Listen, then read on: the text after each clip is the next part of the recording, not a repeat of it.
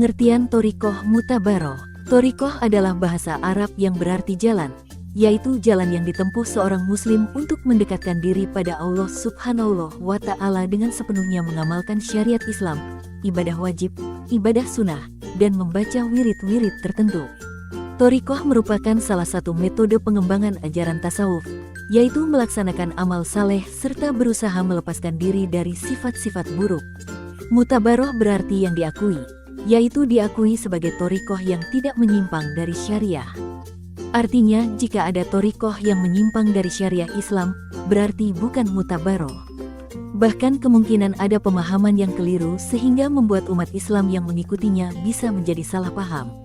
Jadi thoriqoh mutabaroh adalah thoriqoh yang diakui dan memiliki sanad yang sanadnya mutasil, bersambung pada Rasulullah Shallallahu Alaihi Wasallam.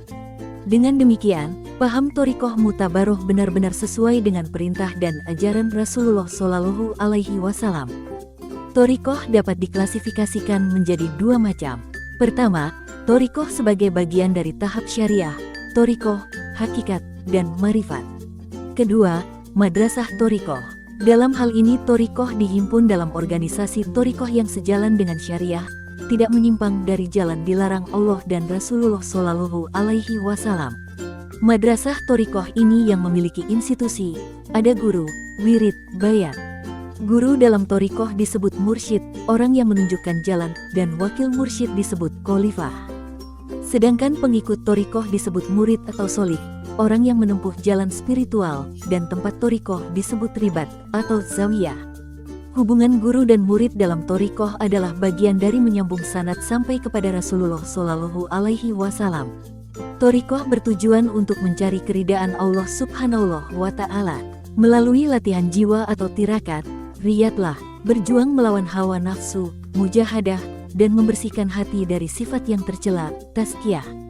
Riyadlah adalah usaha seorang murid untuk mengekang kenikmatan duniawi yang diringi dengan mujahadah. Bersungguh-sungguh melawan hawa nafsu yang dapat menjauhkan dari keridhaan Allah Subhanahu wa Ta'ala. Seorang murid thoriqoh seyogyanya memiliki sikap sebagai berikut. 1. Ikhlas. Segala niat dan amalnya hanya karena Allah Subhanahu wa Ta'ala, bukan karena ingin dipuji oleh manusia atau agar dianggap sebagai orang saleh.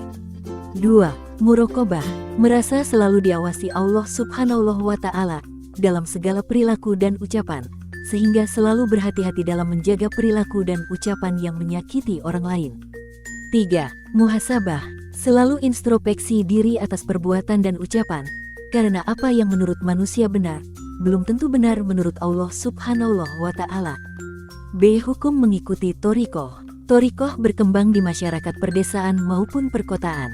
Namun, selama ini muncul sedikit kesalahan anggapan bahwa thoriqoh hanya dilakukan oleh orang yang sudah tua.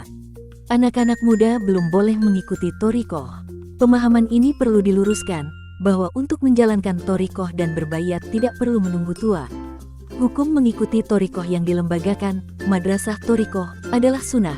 Artinya jika dilakukan untuk benar-benar mendekatkan diri kepada Allah Subhanahu wa Ta'ala akan mendapatkan pahala. Jika tidak dilakukan tidak mendapat dosa. Menurut Kiai Haji Abdurrahman Wahid, Gus Dur, mengikuti thoriqoh adalah wajib bagi setiap umat Islam. Thoriqoh yang dimaksud di sini adalah thoriqoh yang murid berbayat kepada mursyid, mengikuti salah satu thoriqoh mutabaroh, dan menjalankan wirid thoriqoh mutabaroh. C. Macam-macam thoriqoh mutabaroh. Kategori utama yang dijadikan patokan untuk menilai sebuah thoriqoh disebut mutabaroh atau tidaknya adalah keselarasan dengan Al-Quran, Sunnah Nabi Muhammad Shallallahu Alaihi Wasallam, dan amalan para sahabat. Syarat thoriqoh disebut mutabaroh adalah sebagai berikut. 1. Ajarannya tidak bertentangan dengan Al-Quran dan Sunnah. 2. Tidak meninggalkan syariat. 3. Silsilah sanadnya bersambung sampai Rasulullah Shallallahu Alaihi Wasallam. 4. Ada mursyid yang membimbing murid. 5. Ada murid yang mengamalkan ajaran gurunya. 6. Kebenaran ajarannya bersifat universal. Thoriqoh yang diakui oleh Nahdlatul Ulama dan populer masyarakat antara lain sebagai 1. Qadiriyah.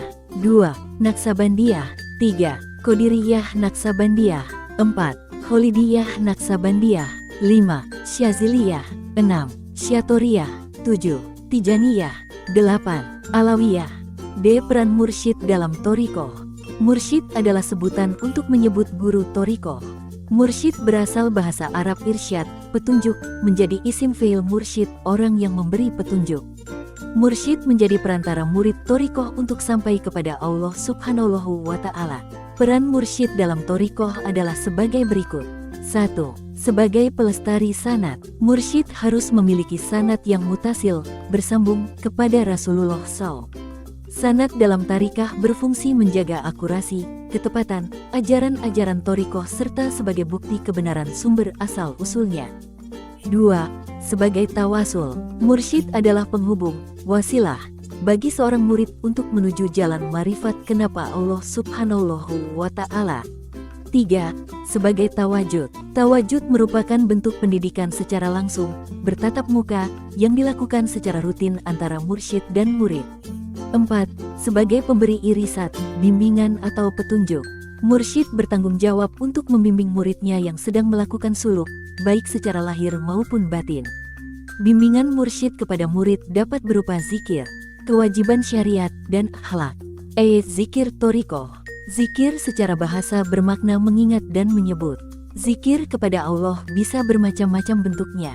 Ada 3 jenis zikir yang dilakukan oleh pengamal thariqah. 1. Zikir nafi isbat, yaitu zikir yang mengucapkan la ilaha illallah. 2. Zikir ismudes zat, yaitu zikir yang dilakukan dengan mengucapkan Allah. 3.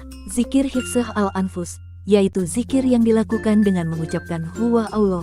Melihat makna dan praktiknya yang mendalam, zikir memiliki beberapa keutamaan. Keutamaan zikir adalah sebagai berikut. 1. Zikir adalah amalan yang paling diridai Allah. 2.